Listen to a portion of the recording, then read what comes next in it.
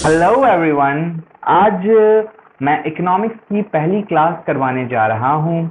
Last class में मैंने आपके साथ डिस्कस किया था कि आपका इकोनॉमिक्स का सिलेबस कैसा है। आज मैं आप लोगों के साथ क्लास शुरू कर रहा हूँ और इस क्लास में मैं आपको डेफिनेशन ऑफ इकोनॉमिक्स पढ़ाने जा रहा हूँ। इकोनॉमिक्स के डेफिनेशंस पढ़ाऊंगा मैं। देखिए, मैंने डेफिनेशन वर्ड यूज नहीं लिखा है, यहाँ लिखा है definitions. I use N S because बहुत सारे डेफिनेशंस हैं। टाइम टू टाइम बेसिस पे नए नए डेफिनेशंस आए, तो इकोनॉमिक्स क्या है उसके बारे में आइए चलिए स्टडी करते हैं। सबसे पहली बात, जिस व्यक्ति ने सबसे पहली बार ये वर्ड इकोनॉमिक्स क्वाइंड किया था, यानी कि जिसने ये वर्ड पहली बार टर्म किया, वो व्यक्ति थे एरिस्टोटल। एरिस्टोटल ने इस टर्म को कॉइन किया और उन्होंने बताया कि इकोनॉमिक्स एक स्टडी है। What it is? It's a science of management of family and state. आप प्रजा को किस तरीके से संभालोगे, आप स्टेट का मतलब होता है कि आप अपने एरिया को, आप अपनी कंट्री को, आप अपनी इकोनॉमी को किस तरीके से संभालोगे, आप अपनी फैमिली को किस तरीके से संभालोगे, इसके बारे में जो स्टडी होती है उसे इकोनॉमिक्स कहते हैं। तो as per Aristotle, economics is the science of management of family and state. ये डेफिनेशन ग्रीक फिलोसोफर ने दिया था 384 से 322 के बीसी टाइम पे, यानी कि before the birth of Christ.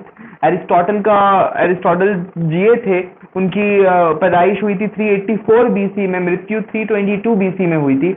इस दौरान में उन्होंने ये डेफिनेशन अपने जीवन काल में दिया था कि इकोनॉमिक्स एक स्टडी है जो कि पढ़ाई करता है फैमिली और स्टेट के बारे में। बट ये वर्ड कहीं ना कहीं छुप के रह गया था until and unless modern economics में हमारे जो ग्रेट इकोनॉमिस्ट, जिसे फादर ऑफ इकोनॉमिक्स भी कहा जाता है, Adam Smith. Remember this name, Adam Smith. I am using Adam Smith. Adam Smith वो व्यक्ति थे जिन्होंने इकोनॉमिक्स को एक अलग दिशा दिखाई, जिन्होंने इकोनॉमिक्स को मॉडर्न वर्ल्ड में एक इम्पोर्टेंस बताया, इकोनॉमिक्स को एक सब्जेक्ट बनाया और इकोनॉमिक्स की पढ़ाई में बहुत बड़े योगदान इन्होंने दिए। और इस व्यक्ति का नाम था एडम स्मिथ। एडम स्मिथ का डेफिनेशन रहा इकोनॉमिक्स के बारे में वेल्थ डेफिनेशन। इन्होंने एक किताब लिखी। ये पैदा हुए थे 1723 से 1790 तक इनका जीवन काल रहा। इन्होंने अपने जीवन काल में एक किताब लिखी जिस किताब का नाम था a science which enquires into the nature and causes of wealth of nation. तो इस किताब में इन्होंने इकोनॉमिक्स का डेफिनेशन बताया और बहुत सारी बात इकोनॉमिक्स के बारे में बताई। इन्होंने कहा इकोनॉमिक्स एक साइंस है। Economics is a science which enquires into the nature and causes of wealth of nation। Definition जो आपके सामने आ रहा है ना, ये डेफिनेशन दिया था एडम स्मिथ ने। उन्होंने कहा कि इकोनॉमिक्स कुछ नहीं है बल्कि वेल्थ के बारे में पढ़ाई है। वेल्थ के कॉजेस क्या हैं, वेल्थ का नेचर क्या है, कॉजेस एंड नेचर, यानी कि economics is a science which enquires into the nature and causes of wealth of nation. देखिए, यहाँ पे उन्होंने कहा कि एक देश जो पैसा उसके पास है, एक इकोनॉमी जो उसके पास पैसा है, वो पैसे का कारण क्या है, वो पैसे की डेप्थ स्टडी, उस पैसे के बारे में, उस वेल्थ के बारे में पढ़ाई करने का नाम ही इकोनॉमिक्स है। इन्होंने कहा था एडम स्मिथ ने। इनकी डेफिनेशन में तीन चीजों को इंपॉर्टेंस दी गई कि एक तो ये स्टडी ऑफ वेल्थ। इन्होंने कहा अपने डेफिनेशन में ये स्टडी ऑफ वेल्थ है कि आप लोग जो भी पढ़ाई कर रहे हो ये वेल्थ के बारे में पढ़ाई कर रहे हो। इकोनॉमिक्स कुछ नहीं है बल्कि वेल्थ की पढ़ाई है, यानी कि पैसे की पढ़ाई है। सेकेंड, इन्होंने कहा कि पैसा इंक्रीज क्यों हो रहा है, डिक्रीज क्यों हो रहा है, प्रोडक्शन एंड एक्यूमुलेशन, इसके बारे में पढ़ाई है, यानी कि वेल्थ के कॉजेज क्या हैं, वेल्थ कहाँ से आ रहा है।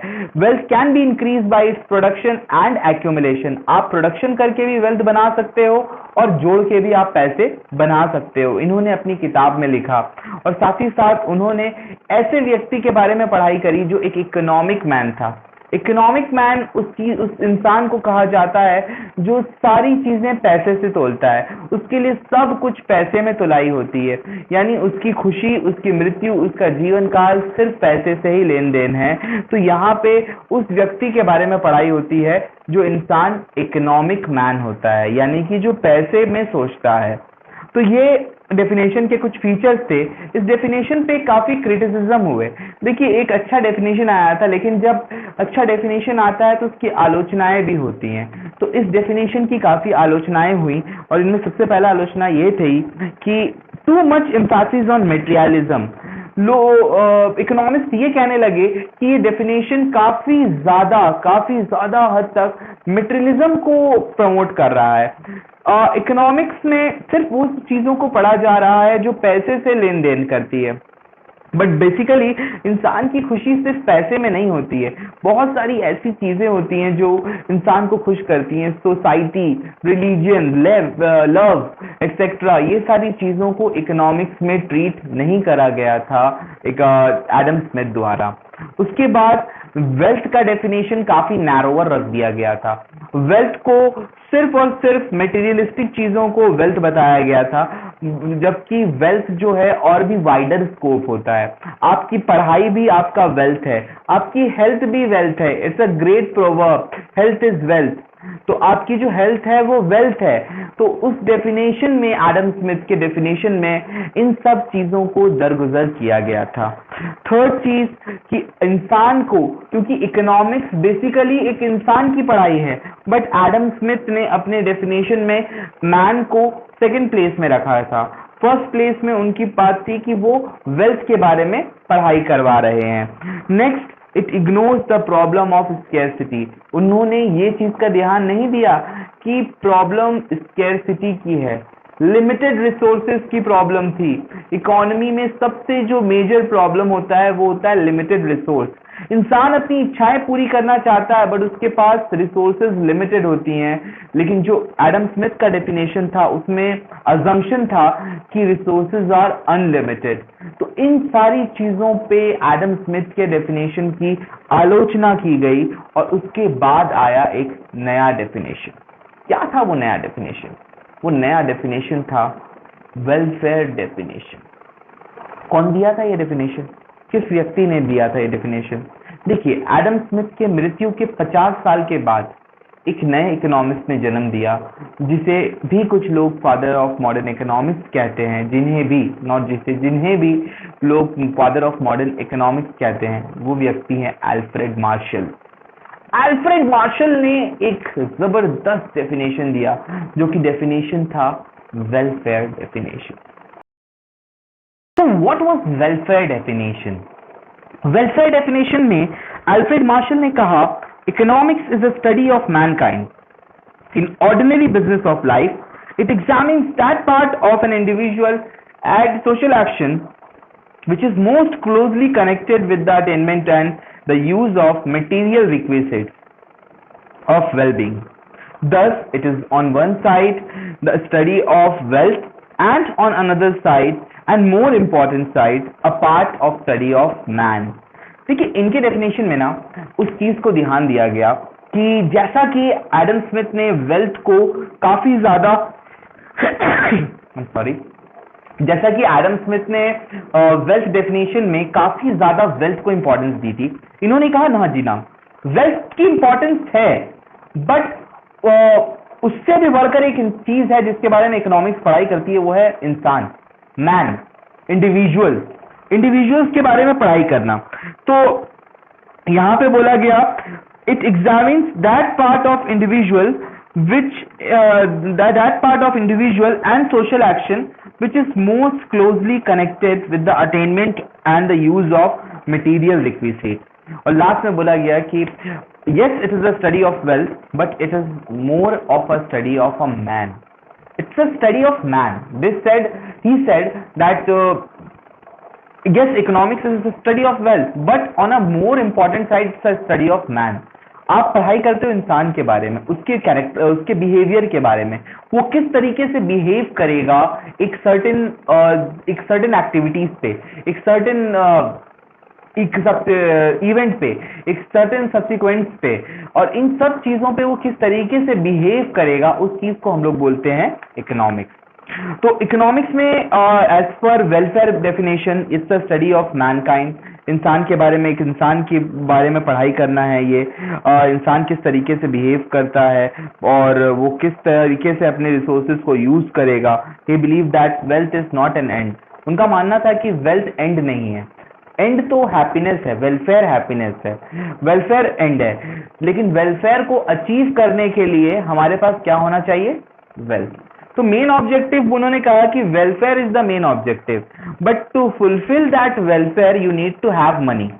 Next, it study ordinary business of life. देखिए यहाँ पे बोला गया ordinary business of life. What is ordinary business of life? Ordinary business of life is earning something and spending something. You are earning and you are spending. That is the ordinary business of life. And other thing, that is religious thing, social thing, political aspects, all these things are not the ordinary business of life. So economics only deals with the ordinary business of life, that is the production and consumption. Then that's it. That's the end for economics as per Alfred Marshall. Now the next thing is he says that it's a study of material welfare. Now he has narrowed the definition of welfare. उन्होंने definition of welfare को narrowed कर दिया था। welfare उनका मानना था कि welfare is nothing but material welfare, means if you are getting money, if you are having material things with yourself, यानी आपके पास वो चीजें हैं जिन्हें आप देख सकते हो, जिन्हें आप छू सकते हो, वो चीजों को इन्होंने कहा था कि ये चीजें वेलफेयर हैं। बट वेलफेयर सिर्फ वो नहीं होता है, वेलफेयर बहुत सारी चीजें होती हैं। Welfare, happiness is the best welfare, happiness is the actual real welfare. जो आपको खुशी मिलती है ना, इंसान पैसे कम कमाएगा लेकिन वो खुश रहता है ना, that is the actual welfare. तो इनकी डेफिनेशन में वेलफेयर का मीनिंग काफी नारोवर था। उन्होंने ज्यादा एम्फेसिस करी थी कि लोगों को जरूरत है मटेरियल चीजों पे, फूड, क्लोथिंग एंड शेल्टर, इन चीजों पे ज्यादा उनकी जरूरत है। ये चीजें फुलफिल होंगी तभी वो बाद में आगे कुछ सोचेंगे। उसके बाद इन्होंने नॉन इकोनॉमिक एक्टिविटीज को एक्सक्लूड किया था अपनी डेफिनेशन से। तो ये कुछ डेफिनेशन के कैरेक्टरिस्टिक्स थे। तो इनकी डेफिनेशन के भी क्रिटिसिज्म हुए, यानी इनकी डेफिनेशन की भी आलोचनाएं हुई। क्रिटिसाइज कौन करा? आगे आने वाले इकोनॉमिस्ट ने इनको क्रिटिसाइज किया। किस ग्राउंड पे? पहला जो इनका क्रिटिसिज्म था वो इस बेसिस पे था, इन्होंने सोशल साइंस कंसिडर किया इकोनॉमिक्स को। सोशल साइंस का मतलब उन्होंने बोला कि इकोनॉमिक्स सिर्फ सोसाइटी के बारे में पढ़ाई करता है। अगर आप इंडिविजुअल व्यक्ति हो, आप एक आइलैंड में रह रहे हो, आप एक संत हो, आप दुनिया को त्याग के एक जगह चले गए हो, तो आपके बारे में इकोनॉमिक्स पढ़ाई नहीं करेगा। तो ये इनका कहना था। तो लोगों ने कहा ना जी ना, इकोनॉमिक्स सबके बारे में पढ़ाई करता है। आप चाहे अकेले रहो, चाहे आप सोसाइटी में रहो, वेर एवर यू स्टैंड, आपको आपके बारे में इकोनॉमिक्स स्टडी करता है। नेक्स्ट बात आई इनको, इनकी जो क्रिटिसाइज करा गया, impractical classification of activities. Second criticism against welfare definition pointed out by Robbins. Robbins ji ने इनके डेफिनेशन को पॉइंट करा, ये क्रिटिसाइज करा। रॉबिन्स कौन थे वो आगे आपको पता चलेगा, उनका भी एक डेफिनेशन आया। तो उसके बाद वाला डेफिनेशन उन्हीं का है, तो उनके डेफिनेशन को हम लोग बाद में स्टडी करेंगे। पहले इनके डेफिनेशन में उन्होंने क्या प्रॉब्लम निकाली। उन्होंने कहा कि भाई आपने इकोनॉमिक एक्टिविटीज और नॉन इकोनॉमिक एक्टिविटीज का क्लासिफिकेशन तो कर दिया, लेकिन हर इकोनॉमिक एक्टिविटीज में कुछ नॉन इकोनॉमिक एक्टिविटी एस्पेक्ट जुड़े होते हैं, और वैसे ही कुछ नॉन इकोनॉमिक एस्पेक्ट्स में इकोनॉमिक एस्पेक्ट जुड़े हुए होते हैं। आपको रिलीजियस वर्क करने के लिए भी आपको पैसे खर्चे करने पड़ते हैं, और आप खरीद रहे हो तो उसमें भी आपको कुछ खुशी मिल रही है। तो आप अलग नहीं कर सकते हो नॉन मेटेरियलिस्टिक चीजों को मेटेरियलिस्टिक चीजों से। तो वेलफेयर आप इकोनॉमिक और नॉन इकोनॉमिक एक्टिविटीज को आप अलग नहीं कर सकते हो। उन्होंने कहा कि आप काफी ज्यादा इंपॉर्टेंस दिए मेटेरियलिस्टिक एस्पेक्ट को। कुछ सर्विसेज होती हैं, सर्विसेज को भी इंक्लूड करना था इकोनॉमिक में, वो तो स्टडी करता है सर्विसेज के बारे में भी, लेकिन आपने कहा कि इकोनॉमिक्स सिर्फ गुड्स के ऊपर डिपेंडेंट है, उन चीजों पे जो देखी जा सकती हैं। यानी कि एक सर्विस, डॉक्टर की सर्विस, लॉयर की सर्विस, टीचर की सर्विस, ये इकोनॉमिक्स का हिस्सा ही नहीं है। तो ये ग्राउंड पे उनको क्रिटिसाइज किया गया। उसके बाद उन्होंने कहा कि इकोनॉमिक्स का स्कोप सिर्फ आपने वेलफेयर तक सीमित रख दिया। बट कुछ चीजें ऐसी होती हैं जो वेलफेयर नहीं होती है लेकिन वो इकोनॉमिक्स एक्टिविटीज में आती हैं। लाइक सिगरेट, अल्कोहल, ये वो चीजें हैं जिससे आप बोलोगे कि वेलफेयर तो नहीं होता, लेकिन हाँ इनका प्रोडक्शन कंजम्पशन एक इकोनॉमिक एक्टिविटी में कंसिडर किया जाता है। फिफ्थ उन्होंने जो उनके बारे में क्रिटिसिज्म हुआ वो था वेग कंसेप्ट ऑफ मटेरियल वेलफेयर। उन्होंने कहा कि welfare is a subjective thing, it is psychic in nature, you can not measure welfare. आप वेलफेयर को मेजर नहीं कर सकते हो, it's a emotion, it's something which can not be measured, it can just be felt. आप anything which can be felt, how could you measure such thing? तो इस बुनियाद पे उनको क्रिटिसाइज किया गया। और इस क्रिटिसिज्म के बाद एक थर्ड डेफिनेशन आया। वो थर्ड डेफिनेशन क्या था उसके बारे में हम नेक्स्ट क्लास में स्टडी करेंगे। फिर इसके बाद एक और डेफिनेशन आया, वो क्या डेफिनेशन था वो भी हम नेक्स्ट क्लास में स्टडी करेंगे। क्या उसके बाद और डेफिनेशंस आए थे? तो वो सब हम देखेंगे, सारी चीजें हमारी नेक्स्ट क्लास में। आज की क्लास हमारी यहीं सीमित रहती है, यहीं पे एंड करते हैं। We are ending up today. Thank you very much. Stay at home, stay safe. Thank you very much.